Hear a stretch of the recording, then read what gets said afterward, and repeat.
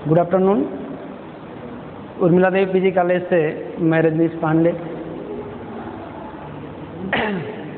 BA second year के students को economic subject के सेकंड पेपर जिसका नाम है पब्लिक फाइनेंस और पब्लिक इकोनॉमिक्स का आज फर्स्ट टॉपिक हम लोग पढ़ेंगे।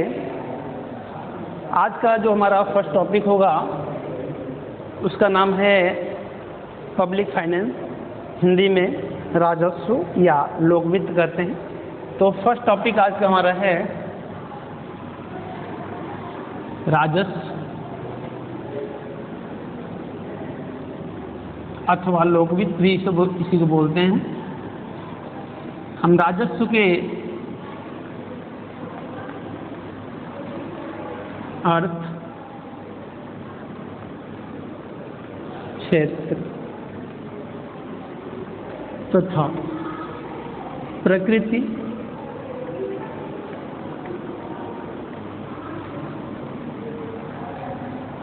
इंग्लिश में बोलते हैं public finance,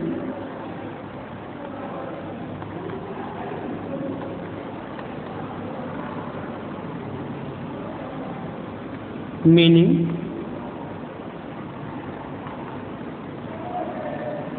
scope and nature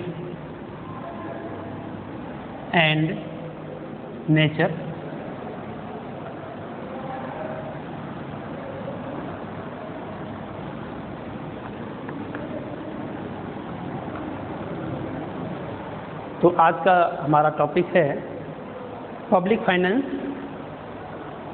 meaning, scope and nature. तो आज हम लोग राजस्व के बारे में पढ़ेंगे। राजस्व की मीनिंग, राजस्व क्या होता है, इसकी परिभाषाएं क्या हैं, इसका क्षेत्र क्या है, सब्जेक्ट मैटर क्या है, स्कोप सब्जेक्ट मैटर क्या है, इसका नेचर क्या है, यही टॉपिक आज हम लोग पढ़ेंगे। तो आइए शुरू करते हैं। सबसे पहले हम देखते हैं राजस्व जो होता है,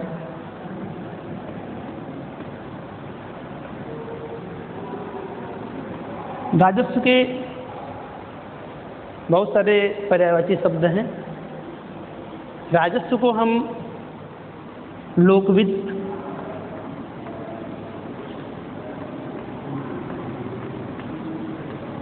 या इसी को हम सार्वजनिक वित्त,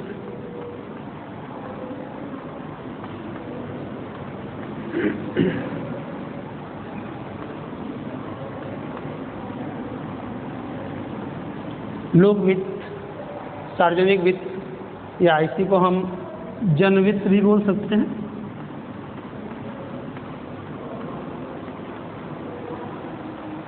या लोक वित्त को हम, राजस्व को हम लोक वित्त, सार्वजनिक वित्त, जन वित्त, इंग्लिश केवल एक ही है। इंग्लिश में हम इसको बोलेंगे पब्लिक फाइनेंस। सबकी इंग्लिश क्या है, एक ही है, जिसको हम इंग्लिश में बोलेंगे पब्लिक फाइनेंस। ठीक, इतनी बात समझ में आ गई। यदि आपसे कोई राजस्व के बारे में पूछता है या लोक वित्त के बारे में पूछता है या सार्वजनिक वित्त के बारे में पूछता है तो सारे क्वेश्चन एक ही होंगे, क्योंकि ये सारे जो है पर्यायवाची शब्द होते हैं। आइए अब हम बात करते हैं जो राजस्व शब्द है। राजस्व शब्द ये संस्कृत भाषा का शब्द है। राजस्व शब्द संस्कृत भाषा का शब्द है जो राजन और स्व, राजन और स्व से मिलकर बना हुआ है। राजस्व जो है ये क्या है, संस्कृत भाषा शब्द है जो राजन और स्व शब्द से मिलकर बना है, जिसमें राजन का अर्थ होता है राजा और स्व का मतलब होता है धन। इस प्रकार राजस्व का अर्थ क्या हो गया, राजा का धन।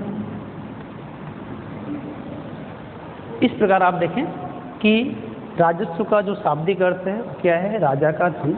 अर्थात राजस्व के अंतर्गत हम राजा के धन के बारे में अध्ययन करते हैं। राजा के धन का मतलब ये है कि राजा के आय और व्यय का हम अध्ययन करते हैं। ठीक है। दूसरी तरफ से हम चलते हैं राजस्व, जिसको हम पब्लिक फाइनेंस बोलते हैं। पब्लिक फाइनेंस या लोक वित्त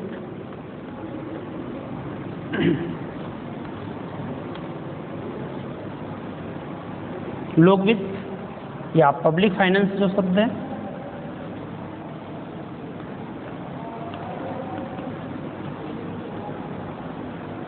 ये भी लोक और वित्त दो शब्दों से मिलकर बने हैं, जिसका अर्थ होता है लोक वित्त का। लोक का मतलब क्या होता है? लोक, जन, जनता। लोक का अर्थ क्या होता है? जनता। वित्त का मतलब धन। लेकिन लोक वित्त का मतलब जनता, मतलब किसी व्यक्ति के धन की बात नहीं की जाती है। यहाँ पर किसी व्यक्ति के वित्त की बात नहीं की जाती है। जन, लोक या जन का मतलब किसी विशेष व्यक्ति से नहीं होता है। ठीक है। यहाँ पर जनता के धन से नहीं है, बल्कि जनता का प्रतिनिधित्व करने वाले राज्य या गवर्नमेंट, सरकार के वित्त के बारे में अध्ययन किया जाता है। अर्थात लोक वित्त का मतलब क्या हुआ? लोक वित्त के अंतर्गत हम लोगों के या व्यक्तियों के या जनता के वित्त का या धन का हम अध्ययन नहीं करते, बल्कि जनता का प्रतिनिधित्व करने वाली जो सरकारें होती हैं, गवर्नमेंट होती हैं, हम उसके वित्त का अध्ययन करते हैं, उसके धन का अध्ययन करते हैं। अब यहाँ पे वित्त शब्द का जो प्रयोग किया गया है, वित्त या फाइनेंस का जो प्रयोग किया गया है,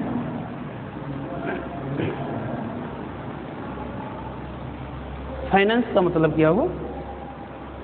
फाइनेंस का मतलब ये हुआ कि सामान्य अर्थ में कि जैसे आपकी इनकम क्या है, आपका एक्सपेंडिचर क्या है, आप अपने आय और व्यय में कैसे सामंजस्य स्थापित करते हैं, आवश्यकता पड़ने पर आप किस तरह से डेप्ट लेते हैं, ऋण लेते हैं, यानी जितने भी वित्तीय व्यवहार होते हैं वही क्या होता है? वही फाइनेंस होता है। फाइनेंस के अंतर्गत इसका अध्ययन हम करते हैं। ये सारी चीज़ क्या है? फाइनेंस, वित्त है। और यहाँ पे हम लोक वित्त का अध्ययन कर रहे हैं। तो लोक वित्त का तात्पर्य क्या हुआ कि लोक वित्त के अंतर्गत राज्य या सरकार के आय और व्यय का अध्ययन किया जाता है। सामान्य अर्थ में लोक वित्त के अंतर्गत सरकार के आय और व्यय का अध्ययन किया जाता है। यदि हम लोक वित्त की परिभाषाओं की बात करें तो लोक वित्त की बहुत सारी परिभाषाएं दी गई अर्थशास्त्रियों के द्वारा, जिसको कैटेगराइज भी किया गया। विस्तृत परिभाषा, अति विस्तृत परिभाषा, संकुचित परिभाषा। इन्हीं परिभाषाओं में हम बात करें, अति विस्तृत परिभाषा में जो है डॉक्टर डाल्टन की परिभाषा आती है। डॉक्टर डाल्टन जो कि प्रसिद्ध अर्थशास्त्री हैं, इनकी डेफिनेशन आती है। डॉक्टर डाल्टन के अनुसार राजस्व के अंतर्गत लोक सत्ताओं के आय व्यय तथा उनके परस्पर सामंजस्य एवं समन्वय का अध्ययन किया जाता है। फिर से सुन लीजिए, राजस्व के अंतर्गत लोक सत्ताओं के आय व्यय तथा उनके पारस्परिक सामंजस्य एवं समन्वय का अध्ययन किया जाता है। इनकी परिभाषाओं की जो मुख्य बातें हैं कि राजस्व के अंतर्गत यहाँ पे कहा गया है लोक सत्ताओं,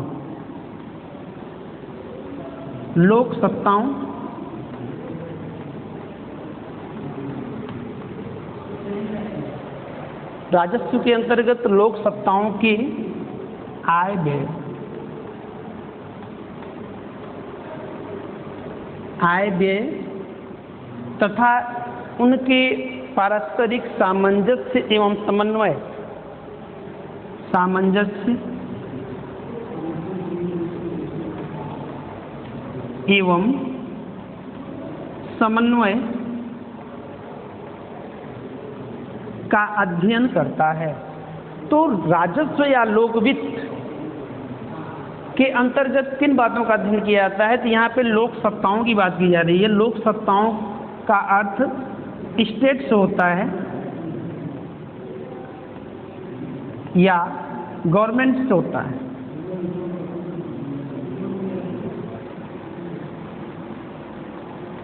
स्टेट या गवर्नमेंट, राज्य या सरकारों से होता है। जो गवर्नमेंट होती है देश की या राज्य की, जो गवर्नमेंट होती है, सरकार होती है, उसी का सेंस यहाँ से निकलता है लोक सत्ताओं से। आय व्यय मतलब सरकार का जो रेवेन्यू है और जो उसका एक्सपेंडिचर है, आय और व्यय, इन दोनों का अध्ययन किया जाता है। आय, किस प्रकार से सरकारें जो है आय प्राप्त करती हैं, किस तरह से सरकार जो है राजस्व प्राप्त करती है और किस तरीके से जो है वो अपने आय को क्या करती है, व्यय करती है। आय और व्यय में किस तरह से सामंजस्य और समन्वय स्थापित करती है। सामंजस्य और समन्वय का मतलब ये हुआ कि आय व्यय में क्या है कि सामंजस्य का मतलब क्या होता है? यही सामंजस्य, आय और व्यय को बराबर करना, व्यय के अनुसार आय को जो है क्या करना, बराबर रखना, ताकि क्या हो, ताकि यहाँ पर इसमें असंतुलन न हो। क्योंकि इसमें असंतुलन की स्थिति उत्पन्न होगी, सामंजस्य स्थापित नहीं हो पाएगा तो क्या होता है कि कभी कभी होता क्या है कि हमारा जो व्यय होता है वो आय से क्या हो जाता है, अधिक हो जाता है, और कभी कभी हमारा जो व्यय है वो आय से कम हो जाता है। तो यदि व्यय आय से कम हो जाता है, व्यय आय से अधिक हो जाता है, तो यहाँ से जब व्यय आप आय से व्यय अधिक करेंगे तो आप क्या होंगे, आप घाटे में जाएंगे। तो यहाँ पे घाटे की स्थिति उत्पन्न होती है, घाटे की स्थिति उत्पन्न होती है। और यदि व्यय आय से अधिक है तो यहाँ अतिरेक की स्थिति उत्पन्न होती है। अतिरेक, जिसको हम आधिक्य या सरप्लस इंग्लिश में बोलते हैं, तो ये अतिरेक या घाटे की स्थिति उत्पन्न होती है। तो इसी में क्या करना पड़ता है हमको, यहाँ पर गवर्नमेंट को क्या करना पड़ता है कि अपने आय और व्यय में क्या करना पड़ता है, सामंजस्य स्थापित करना पड़ता है। यानी यदि व्यय अधिक हो गया, आय कम हो गया, है ना, तो उस व्यय की भरपाई के लिए, उस व्यय की भरपाई के लिए या उस घाटे की भरपाई के लिए क्या करना पड़ता है, अधिक जो है वित्त की आवश्यकता होती है। तो अधिक वित्त कहाँ से उपलब्ध हो, उसके स्रोत क्या हो, तो उसके लिए गवर्नमेंट क्या करती है कि ऋण भी लेती है, जिसको हम लोग ऋण भी कहते हैं, पब्लिक डेप्ट बोलते हैं। तो उसकी भी आवश्यकता पड़ती है। तो कहने मतलब यही है कि वो अपने आय व्यय के सामंजस्य के लिए वो क्या करती है, ऋण भी ले सकती है ना। तो ये सारी बातें, इन सारी बातों का अध्ययन जो है किसके अंतर्गत किया जाता है, राजस्व या लोक वित्त के अंतर्गत किया जाता है। ऐसा डाल्टन का कहना था। बात समझ में आ गई इतनी? आगे हम बात करें, अगली परिभाषा प्रोफेसर जे.के. मेहता की आती है। जे.के. मेहता, इनकी परिभाषा को जो है संकुचित परिभाषा के अंतर्गत रखा गया है। Professor JK. मेहता जो कि इंडियन इकोनॉमिस्ट थे, भारतीय अर्थशास्त्री थे, इनके अनुसार क्या था,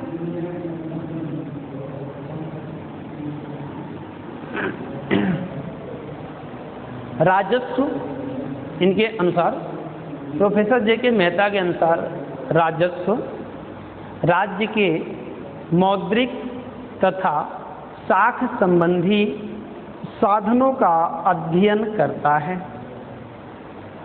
राजस्व राज्य के मौद्रिक तथा साख संबंधी साधनों का अध्ययन करता है। तो मेहता जी की जो डेफिनेशन है, इन्होंने क्या कहा, इनकी विशेष बातें कि जो राजस्व है या लोक वित्त है, इसके अंतर्गत क्या है कि राज्य के मौद्रिक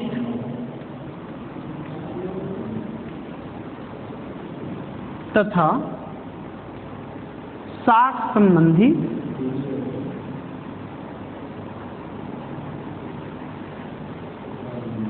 साधनों का अध्ययन करता है। यहाँ पर गवर्नमेंट के मुद्रा से संबंधित, मौद्रिक मतलब मुद्रा से संबंधित, धन से संबंधित, साख क्रेडिट होता है, यानी जिसको हम कहते हैं कि गवर्नमेंट क्या करती है, राज्य और गवर्नमेंट आवश्यकता पड़ने पर जो है क्या करती है, वो क्रेडिट भी अपना लेती है, लोगों से डेप्ट भी लेती है, ऋण भी लेती है। तो साख और मौद्रिक दोनों साधनों के रूप में जो है अध्ययन किसके अंतर्गत किया जाता है, राजस्व या लोक वित्त के अंतर्गत किया जाता है। यहाँ पे जेके मेहता जी कहने का मतलब क्या है, मौद्रिक रूप में तथा साख रूप में, दोनों साधनों के रूप में जो है अध्ययन करता है। कौन करता है, राजस्व या लोक वित्त करता है। बात समझ में आ गई। तो कहने का तात्पर्य क्या है, यदि इन परिभाषाओं को हम निष्कर्ष रूप में देखें तो हम कह सकते हैं कि राजस्व या लोक वित्त या सार्वजनिक वित्त के अंतर्गत राज्य या सरकार के आय एवं व्यय का अध्ययन किया जाता है। आय एवं व्यय का अध्ययन किया जाता है, यानी राजस्व के अंतर्गत सरकार के या राज्य के आय एवं व्यय का अध्ययन किया जाता है। आय और व्यय के अध्ययन के साथ साथ उनके बीच पारस्परिक सामंजस्य और समन्वय का भी अध्ययन किया जाता है। तो ये जो है हमने राजस्व के बारे में या लोक वित्त के बारे में मैंने आपको बताया कि राजस्व की मीनिंग क्या है, इसका शाब्दिक अर्थ क्या है, या लोक वित्त का क्या अर्थ होता है और इसकी क्या परिभाषाएं हैं, है ना, इसके बारे में अभी हमने आपसे चर्चा किया। अब आगे हम चलते हैं। राजस्व की मीनिंग को हम लोग अच्छे से समझ लिए। अब हम लोग जो है पढ़ेंगे नेक्स्ट जो है, इसमें है आपका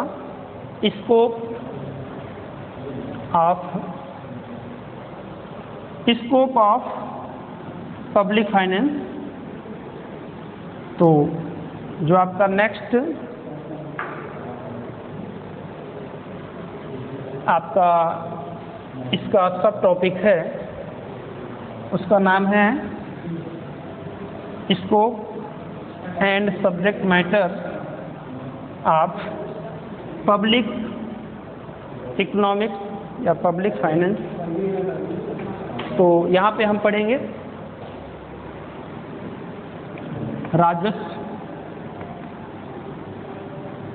का क्षेत्र तथा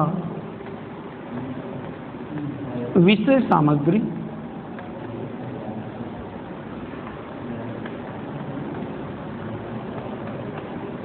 विषय सामग्री इंग्लिश में बोलते हैं scope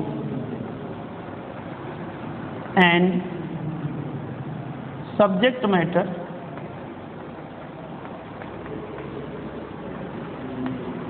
of public finance. Public finance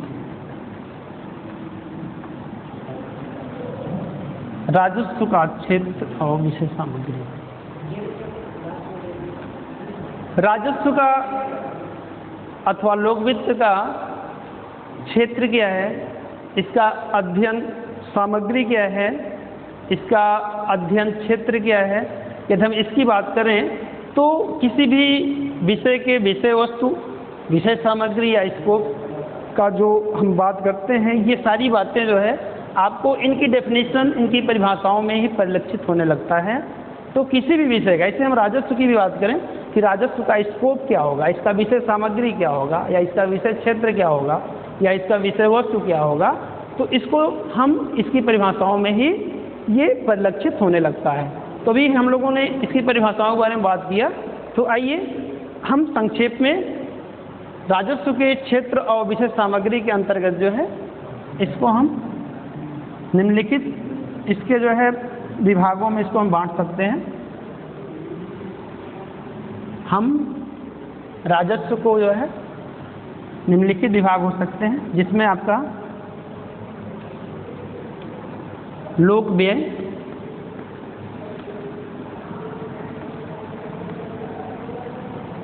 लोक आय,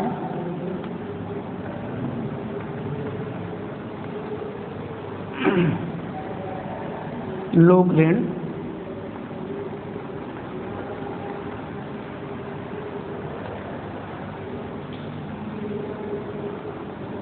वित्तीय प्रशासन,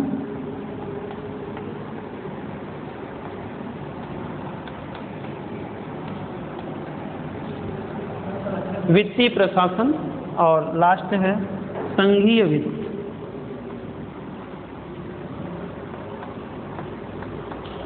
ये 5 विभागों में हम राजस्व के या लोक वित्त के क्षेत्र और विषय सामग्री को विभाजित कर सकते हैं। यदि हम यहाँ पे जो लोक व्यय की बात कर रहे हैं, यहाँ पे हम लोक व्यय की जगह सार्वजनिक व्यय भी बोल सकते हैं, क्योंकि लोक को हम क्या बोलते हैं, सार्वजनिक भी बोलते हैं। यहाँ पे सार्वजनिक शब्द का ही प्रयोग कर सकते हैं। यदि कहीं पे सार्वजनिक व्यय लिखा है तो आप जो है कन्फ्यूजन में नहीं रहिएगा, क्योंकि सार्वजनिक व्यय और लोक व्यय दोनों एक ही होता है। इंग्लिश एक ही है, इसको जो है इंग्लिश में हम बोलें तो पब्लिक एक्सपेंडिचर,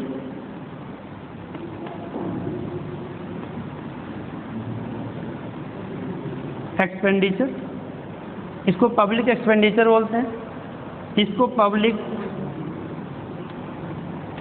रेवेन्यू बोलते हैं, इसको पब्लिक डेब्ट बोलते हैं,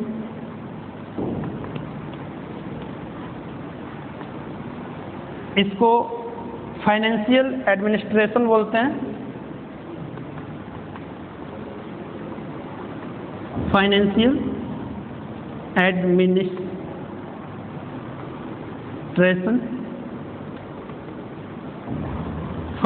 एडमिनिस्ट्रेशन, और संघीय वित्त को बोलते हैं फेडरल फाइनेंस, FEDERAL, फेडरल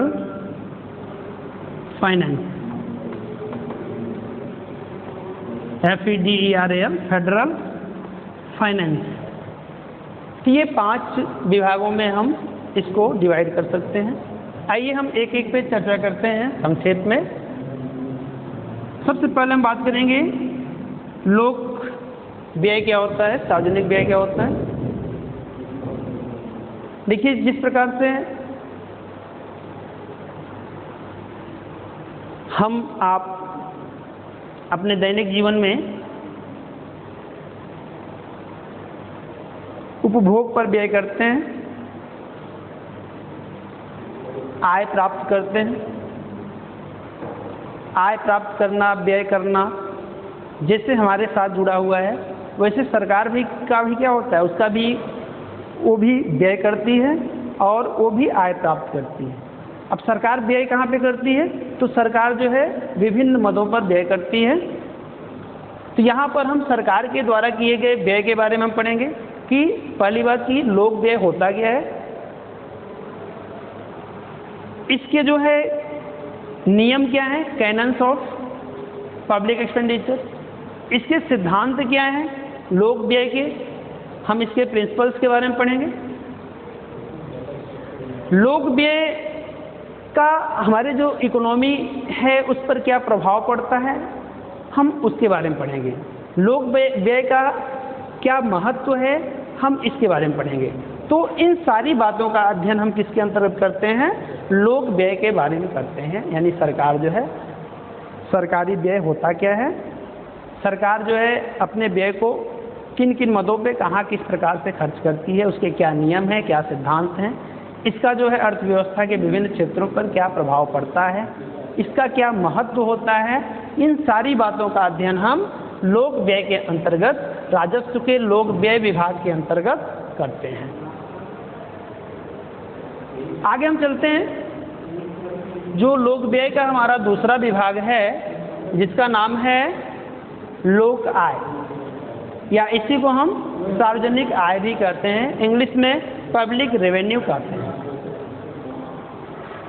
अब सरकार जब समाज के कल्याण के लिए, देश के विकास के लिए, रोजगार के सृजन के लिए, देश निर्माण के लिए व्यय करना चाहती है, खर्च करना चाहती है या खर्च करती है, तो उस खर्च करने के लिए, उस व्यय के लिए जो है उसके पास क्या होना चाहिए? आय भी होना चाहिए, आय के स्रोत भी होने चाहिए। क्योंकि जब उसके पास आय रहेगी तभी क्या करेगी, तभी वो व्यय कर पाएगी। इसलिए आय भी होना क्या है, आवश्यक है।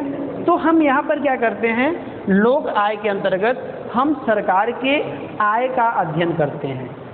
यानी सरकार जो है किन किन स्रोतों से आय प्राप्त करती है, जिसमें कर राजस्व और गैर कर राजस्व के रूप में स्रोत होते हैं आय प्राप्त करने का।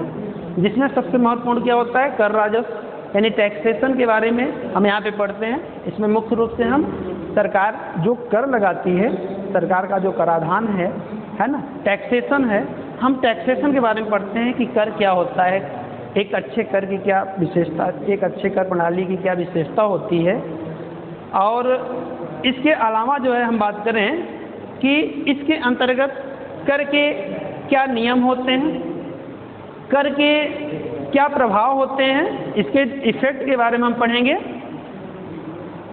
इसके अलावा जो है हम पढ़ेंगे इसके अंतर्गत कराघात, करापात, कर देय क्षमता,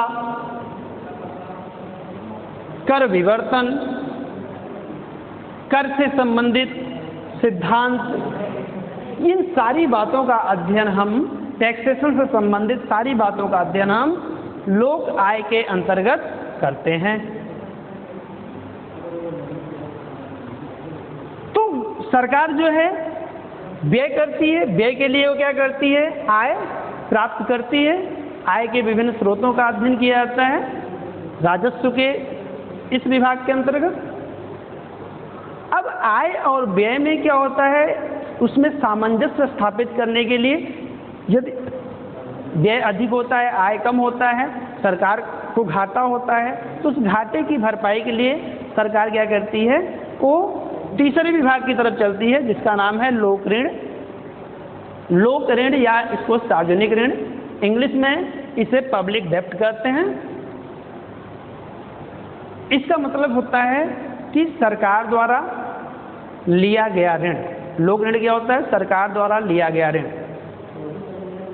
और इसको हम विस्तार में कहें तो सरकार द्वारा देश की जनता या विदेशों से लिया गया ऋण ही क्या कहलाता है, सार्वजनिक ऋण या लोक ऋण कहलाता है। यानी सरकार देश के अंदर या देश के बाहर, वो दोनों जगह से जो है ऋण प्राप्त कर सकती है। और इस तरह का जो ऋण होगा, इसको क्या कहा जाएगा, इसको कहा जाता है लोक ऋण या सार्वजनिक ऋण, या इसी को हम इंग्लिश में पब्लिक डेब्ट कहते हैं।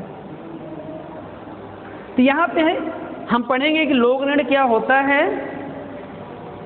लोक ऋण का अर्थव्यवस्था पर क्या प्रभाव पड़ता है, लोक ऋण के क्या कारण हैं, लोक ऋण को कैसे भुगतान किया जाता है, यानी सरकार अपने ऋण को किस तरह से जो है भुगतान करता है, यानी ऋण का शोधन किस तरह से होता है, इससे संबंधित क्या नियम है, क्या सिद्धांत हैं, इन सारी बातों का अध्ययन हम राजस्व के लोक ऋण विभाग के अंतर्गत करते हैं। अगले हम विभाग की तरफ चलते हैं, चौथा विभाग जिसका नाम है वित्तीय प्रशासन, जिसको इंग्लिश में हम बोलते हैं फाइनेंशियल एडमिनिस्ट्रेशन।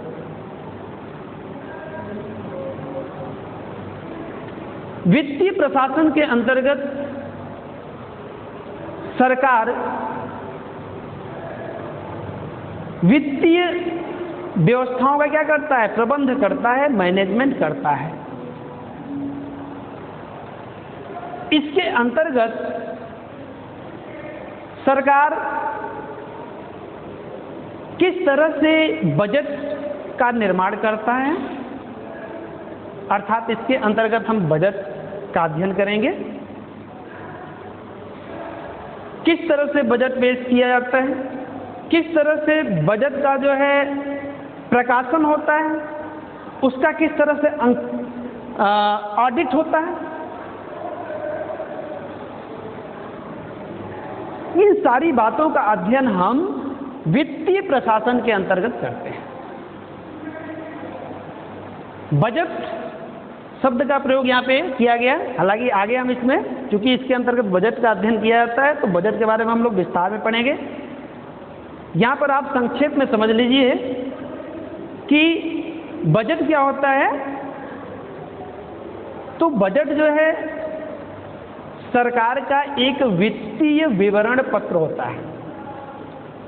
सरकार का एक वर्ष के लिए, एक वित्तीय वर्ष के लिए वित्तीय विवरण पत्र होता है, जो कि सरकार हर वर्ष जो है क्या करती है, आगामी वित्तीय वर्ष के लिए जो है बजट पेश करती है, जिसमें वो अपने आगामी आय और व्यय का जो है विवरण प्रस्तुत करती है।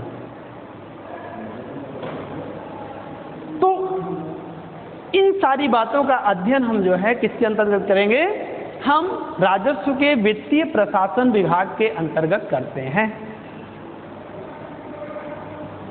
अब हम आगे चलते हैं, अंतिम जो हमारा यहाँ पे विभाग हमने लिखा है जिसका नाम है संघीय वित्त, या इसको हम फेडरल फाइनेंस कहते हैं।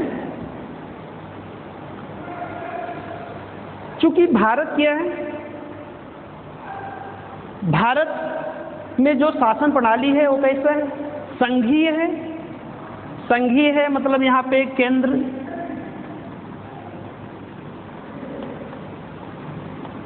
राज्य, केंद्र सरकारें, राज्य सरकारें, स्थानीय सरकारें भी होती हैं। ये संयुक्त रूप से मिलकर काम करती हैं। तो इनके बीच में जो फाइनेंस होता है, वित्त होता है, जो संसाधन होते हैं, उनका क्या होना चाहिए, बंटवारा भी होना चाहिए।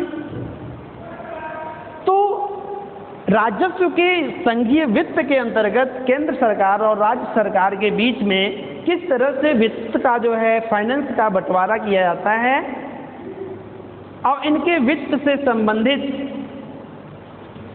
समस्त व्यवहारों का अध्ययन हम संघीय वित्त के अंतर्गत करते हैं। इसमें हम वित्त आयोग के बारे में भी अध्ययन करते हैं। वित्त आयोग जो कि एक संवैधानिक संस्था है, इसके बारे में हम जब यहाँ पे पढ़ेंगे तो विस्तार में इसके बारे में चर्चा करेंगे। तो यहाँ पर कहने का तात्पर्य है कि ये जो है आपका राजस्व का जो विषय सामग्री है, हमने संक्षेप में समझा कि इसके अंतर्गत जो है ये जो पांचों विभाग आप देख रहे हैं, इन पांचों विभागों का जो है अध्ययन किया जाता है। ठीक है, तो अभी हम लोगों ने मीनिंग के बारे में पढ़ा और इसके स्कोप एंड सब्जेक्ट मैटर के बारे में पढ़ा। अब आगे जो है हम लोग पढ़ेंगे इसके नेचर के बारे में पढ़ेंगे, यानी राजस्व का नेचर क्या है, प्रकृति क्या है। तो हम लोग जो है राजस्व के प्रकृति के बारे में अध्ययन करेंगे। ध्यान आप लोग करिए, पिछले वर्ष फर्स्ट ईयर में जब हम आपको पढ़ा रहे थे nature of economics, nature of economics, क्योंकि हम नेचर ऑफ इकोनॉमिक्स की बात इसलिए कर रहे हैं क्योंकि राजस्व क्या है? राजस्व जो है इकोनॉमिक्स का ही एक ब्रांच है। ये बात आप समझ लीजिए कि राजस्व क्या है? ब्रांच ऑफ इकोनॉमिक्स, यानी अर्थशास्त्र की ही एक शाखा है। तो यहाँ पे मैं आपसे पूछूं कि अर्थशास्त्र की प्रकृति क्या है, तो अर्थशास्त्र की यदि हम प्रकृति की बात करें तो पिछले क्लास में मैंने आपको पढ़ाया था कि अर्थशास्त्र की जो प्रकृति है वो क्या है? साइंस एंड आर्ट बोथ, मतलब अर्थशास्त्र जो है कला और विज्ञान दोनों है। राजस्व क्या है? राजस्व अर्थशास्त्र का ही एक विभाग है, एक शाखा है। अब हम इसके भी नेचर की बात करेंगे कि इसकी प्रकृति क्या है। तो यहाँ पे तो आप समझ ही गए होंगे कि किसी भी विषय की यदि हम सब्जेक्ट की यदि हम नेचर की बात करते हैं, प्रकृति की बात करते हैं, तो वहाँ पे दोनों बातें आती हैं कि वह विषय क्या है, वह विषय विज्ञान है या कला है।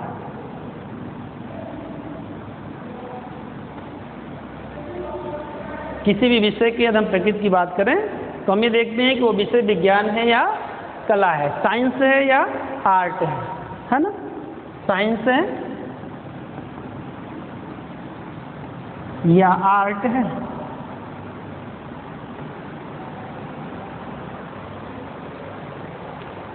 तो विज्ञान है, तो विज्ञान क्या होता है इसको समझना आवश्यक है। तो विज्ञान क्या होता है आपको पता है? किसी भी ज्ञान का सुव्यवस्थित, सुसंगठित जो रूप होता है या अध्ययन होता है उसी को हम क्या कहते हैं? विज्ञान कहते हैं। सुव्यवस्थित, सुसंगठित एवं क्रमबद्ध अध्ययन ही क्या कहलाता है? विज्ञान कहलाता है। यानी इसमें जो अध्ययन होगा वो क्या होगा? सिस्टमैटिक होगा, क्रमबद्ध अध्ययन किया जाएगा।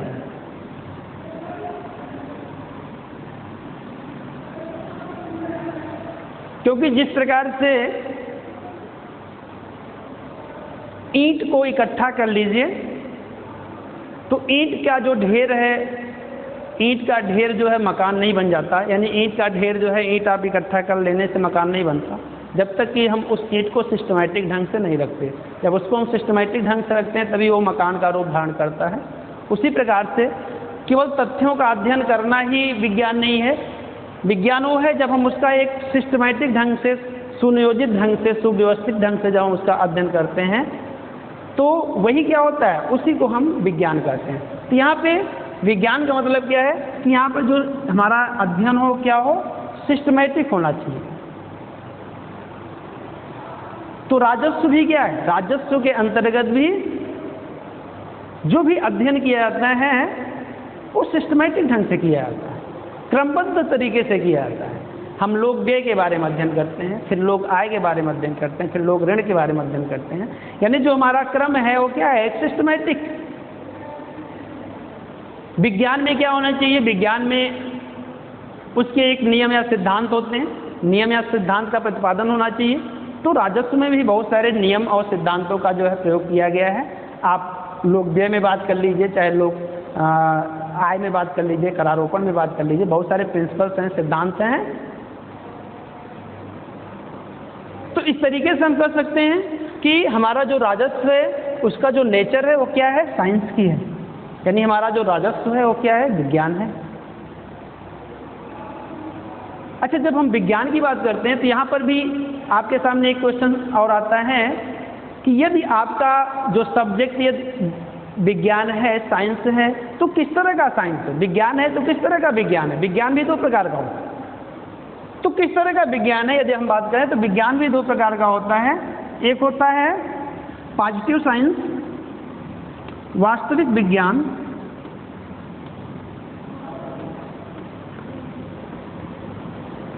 और एक होता है आपका आदर्श विज्ञान।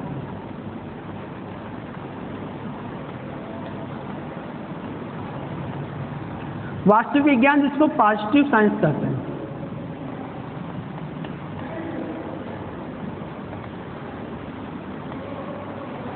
और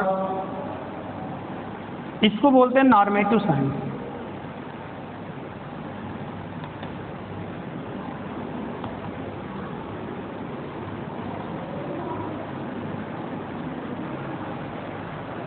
तो विज्ञान है तो किस तरह का विज्ञान है? पॉजिटिव साइंस है, वास्तविक विज्ञान है, या नॉर्मेटिव साइंस आदर्श विज्ञान है? तो पहले हमको ये समझना जरूरी है कि वास्तविक विज्ञान क्या है और आदर्श विज्ञान क्या है। तो वास्तविक विज्ञान का मतलब क्या होता है कि इसमें जो है सीधा सीधा इसमें बातें अध्ययन की जाती हैं। जो भी वास्तविकता होता है उसका सीधा सीधा अध्ययन किया जाता है। मतलब व्हाट इज, क्या है का अध्ययन किया जाता है। यानी क्या है, व्हाट इज, जिस विज्ञान में आपको व्हाट इज का आंसर मिले, व्हाट इज इसका आंसर मिले, जिस विज्ञान में कारण और परिणाम के बीच में संबंध स्थापित किया जाए, वह विज्ञान क्या होता है? वास्तविक विज्ञान होता है। जबकि आदर्श विज्ञान क्या है? आदर्श विज्ञान में what ought to be, what ought to be, क्या होना चाहिए, इस प्रश्न का जिसमें उत्तर मिलता है वो समझ लीजिए किस तरह का विज्ञान है? आदर्श विज्ञान। तो क्या है का उत्तर और क्या होना चाहिए का उत्तर। यदि क्या है का उत्तर मिल रहा है तो वास्तविक विज्ञान, और क्या होना चाहिए का उत्तर मिल रहा है तो आदर्श विज्ञान होता है। तो क्या राजस्व में जो है वास्तविक विज्ञान या आदर्श विज्ञान होने का लक्षण है? निश्चित रूप से।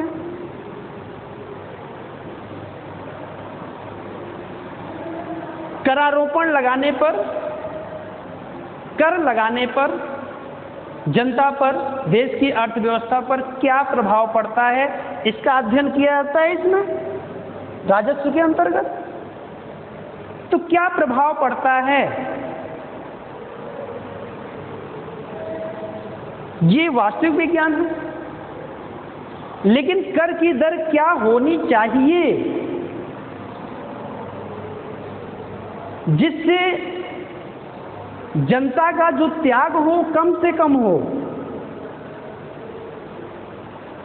व्यय कितना अधिक करना चाहिए और करारोपण की दर कितना कम होना चाहिए जिससे अधिकतम सामाजिक लाभ, अधिकतम सामाजिक कल्याण प्राप्त हो सके। तो सामाजिक कल्याण प्राप्त हो सके, सामाजिक कल्याण की बात की जा रही है, मतलब होनी चाहिए की बात हो रही है। इसका मतलब है कि हमारा जो राजस्व है वो क्या है? आदर्श विज्ञान भी है। तो यहाँ पर हम क्लियर कर सकते हैं कि जो हमारा राजस्व है, पब्लिक फाइनेंस है, वो वास्तविक विज्ञान भी है और आदर्श विज्ञान भी है। अब हम बात करते हैं कि क्या राजस्व कला भी है? तो कला क्या होता है? किसी भी कार्य को सर्वोत्तम ढंग से करना कला कहलाता है।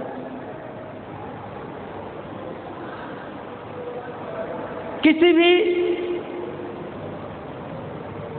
तथ्य का जो वैज्ञानिक अध्ययन होता है, सैद्धांतिक जो अध्ययन होता है, सैद्धांतिक जो विश्लेषण होता है, वो साइंस करता है।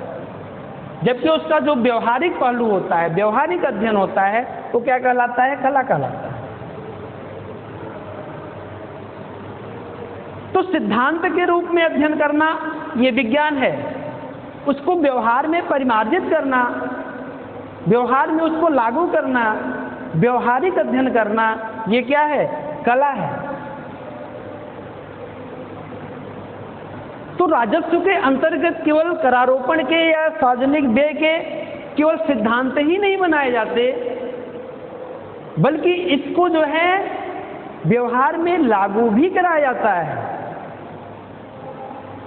व्यवहार में ये भी देखा जाता है कि सार्वजनिक व्यय किन किन मदों पे हो रहा है और इससे गरीबी कम हो रही है कि नहीं हो रही है,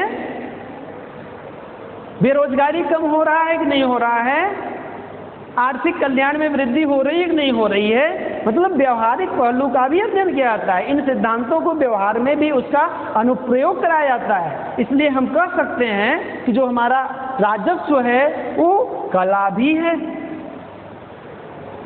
तो फाइनली हम कंक्लूजन के रूप में कह सकते हैं, निष्कर्ष के रूप में,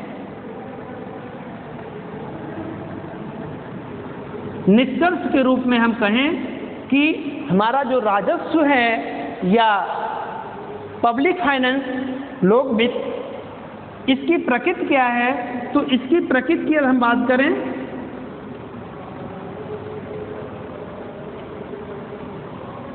राजस्व की प्रकृति की बात करें तो राजस्व क्या है, विज्ञान, विज्ञान में भी वास्तविक,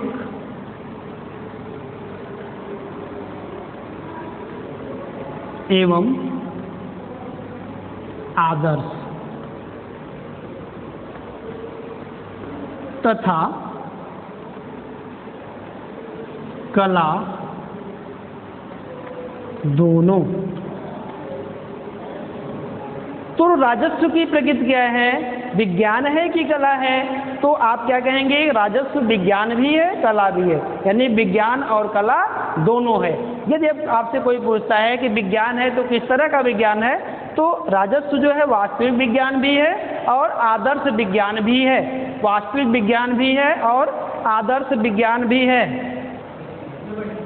इस प्रकार जो है हम कह सकते हैं कि जो हमारा राजस्व है या लोक वित्त है, ये फाइनली क्या है, विज्ञान तथा कला दोनों ही है। इसके नेचर की यदि हम बात करें तो हम बोथ जो है इसका नेचर हम बताएंगे, साइंस एंड आर्ट दोनों है। ठीक है, बात क्लियर हो गई। ठीक है, अब इसमें हम एक टॉपिक पे और चर्चा कर लेते हैं, इम्पोर्टेंस ऑफ पब्लिक फाइनेंस। एक छोटा सा चर्चा हम करेंगे, राजस्व का इम्पोर्टेंस क्या है, महत्व क्या है, इस पर भी हम लोग चर्चा कर लेंगे तो अच्छा रहेगा। तो हम लोग जो है अध्ययन करेंगे अब राजस्व, राजस्व का महत्व। राजस्व का महत्व इंग्लिश में इम्पोर्टेंस ऑफ पब्लिक फाइनेंस,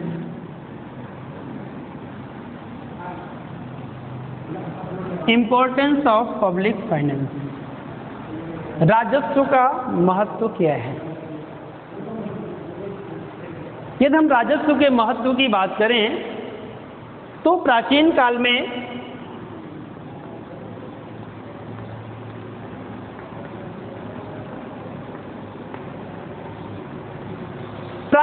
में राजस्व का महत्व बहुत ही कम था।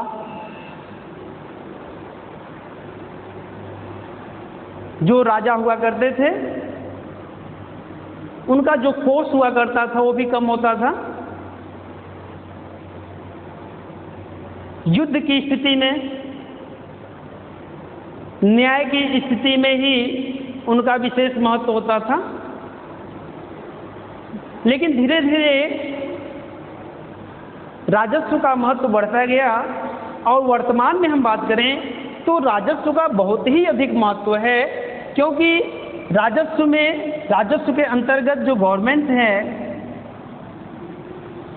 गवर्नमेंट का जो रोल है, उसकी जो भूमिका है, उसकी जो क्रियाकलाप है, कार्य है, वो दिन पे दिन क्या हो रहे हैं, बहुत ही ज़्यादा बढ़ते जा रहे हैं। लोक व्यय बढ़ता जा रहा है। गवर्नमेंट की जो भूमिका है हम बात करें, इसकी भूमिका इतनी ज़्यादा बढ़ गई है कि भी आप देखें कि देश में धन की विषमता की समस्या हो,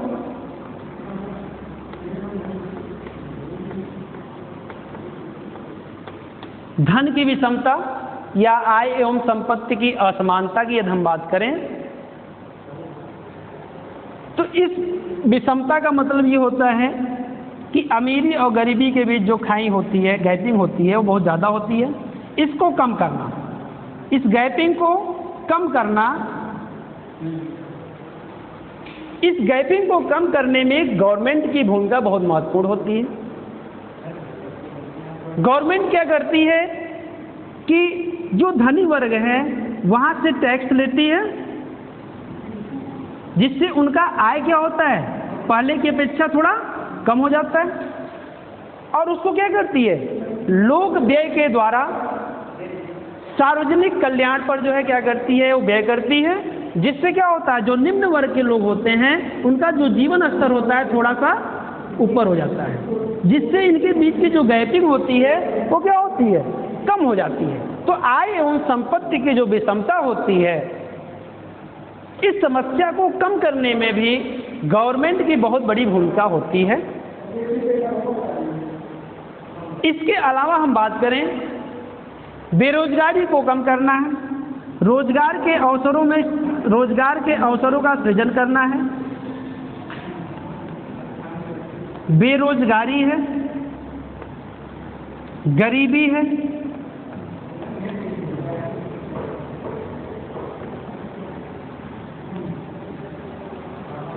ये जितनी भी समस्याएं हैं, पॉपुलेशन है, जनसंख्या वृद्धि है,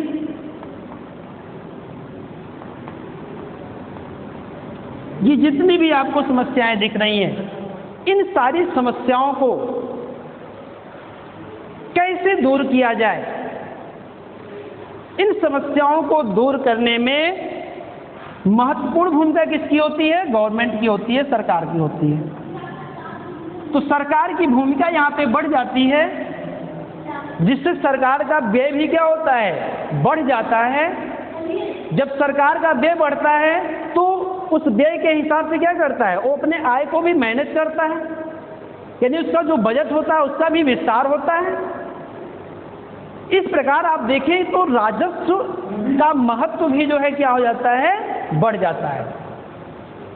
तो वर्तमान समय में हम बात करें कि राजस्व का क्या महत्व है, तो आप देखेंगे इन सारी समस्याएं, जितनी भी समस्याएं हैं, ये तो हमने कुछ ही नाम लिखे हैं, बहुत सारी समस्याएं हैं। इन सारी समस्याओं को दूर करना ये महत्वपूर्ण बात होती है कि ये केवल निजी हाथ से नहीं हो पाएगा, केवल व्यक्तिगत रूप से आप माइक्रो रूप से इसको हल करना चाहेंगे तो नहीं हो पाएगा। इसको आपको माइक्रो रूप से हल करना पड़ेगा, समग्र चिंतन करना पड़ेगा, समग्र रूप से जो है आपको आर्थिक नीतियां बनानी पड़ेगी, आपको पॉलिसीज बनाने पड़ेंगे। और ये काम कौन करेगा, ये गवर्नमेंट करती है, क्योंकि विशेष रूप से विशेष परिस्थिति में जब कोई इन्वेस्टमेंट नहीं करना चाहता तो वहाँ पे आगे कौन आता है, गवर्नमेंट आता है। क्योंकि शुरू में आप देखिए, जो हमारे प्रतिष्ठित अर्थशास्त्री थे, एडम स्मिथ हो, रिकार्डो हो, उन लोगों ने गवर्नमेंट के रोल को महत्वपूर्ण नहीं माना था, क्योंकि उनका मानना था कि जो इकोनॉमी हमारी होती है वो संतुलन की अवस्था में होती है, अर्थव्यवस्था संतुलन में है। संतुलन में है इसका मतलब है कि हमारा जो मांग और पूर्ति क्या है, बराबर है। जब अर्थव्यवस्था संतुलन में है तो इसको बिल्कुल भी डिस्टर्बेंस नहीं करना चाहिए, सरकार को किसी भी तरीके से जो हस्तक्षेप नहीं करना चाहिए। इसलिए ये लोग जो है अहस्तक्षेपकारी नीति, जिसको हम लेसेज फेयर बोलते हैं, इस नीति के समर्थक थे। और ये लोग बिल्कुल जो है गवर्नमेंट के रोल को महत्वपूर्ण नहीं मानते थे। लेकिन मैंने आपको बताया था कि जब 1929-30 में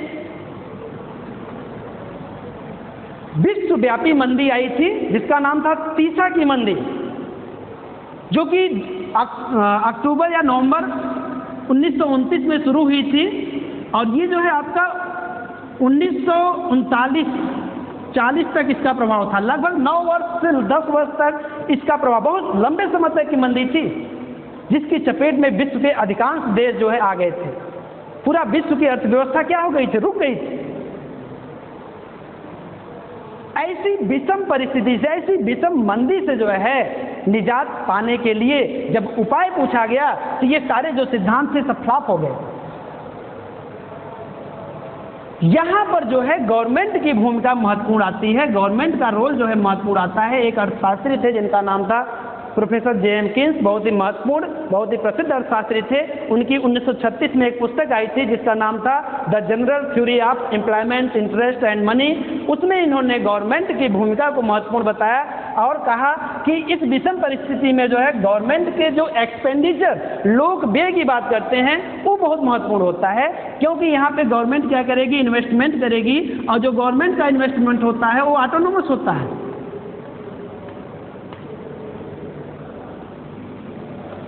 ऑटोनोमस होता है, स्वायत्त होता है। स्वायत्त का मतलब क्या है कि सरकार का जो निवेश होता है वो लाभ से प्रेरित होकर नहीं होता है, वो इसलिए निवेश नहीं करता कि हमको लाभ होगा, वो स्वतंत्र रूप से निवेश करता है। जहां पे कोई निवेश नहीं करना चाहता वहां पे वो निवेश करता है, इसीलिए इसका निवेश क्या होता है, ऑटोनोमस होता है, स्वतंत्र होता है।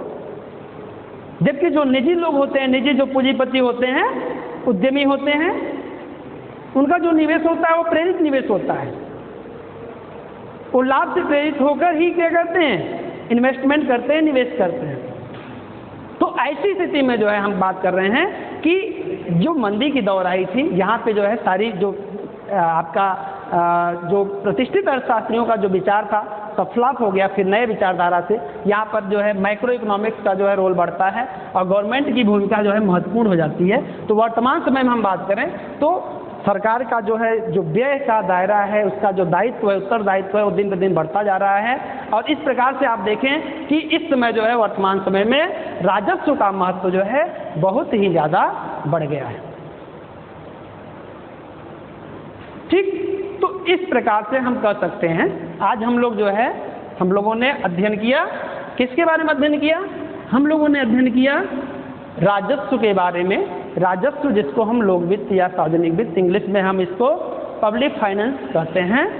और ये क्या होता है, इसका अर्थ क्या है, इसकी परिभाषाएं क्या हैं, इसका हम लोगों ने अध्ययन किया। इसका स्कोप क्या है, इसका सब्जेक्ट मैटर क्या है, इसका हम लोगों ने अध्ययन किया। इसके अलावा हमने इसके नेचर के बारे में अध्ययन किया और लास्ट में हम लोगों ने अध्ययन किया, इसमें संक्षेप में चर्चा किया कि what is importance of public finance, राजस्व या लोक वित्त का क्या महत्व है, इस पर हम लोगों ने चर्चा किया।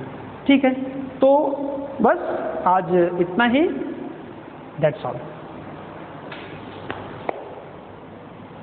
55 नहीं